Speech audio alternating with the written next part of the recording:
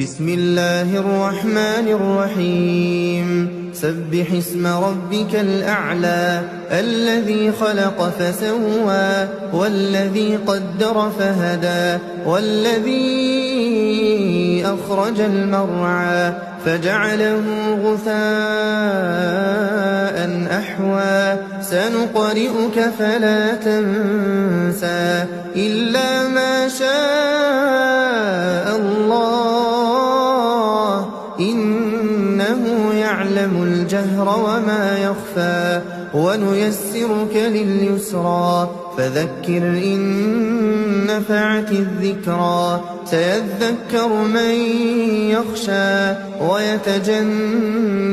الأشقى الذي يصلى النار الكبرى ثم لا يموت فيها ولا يحيا قد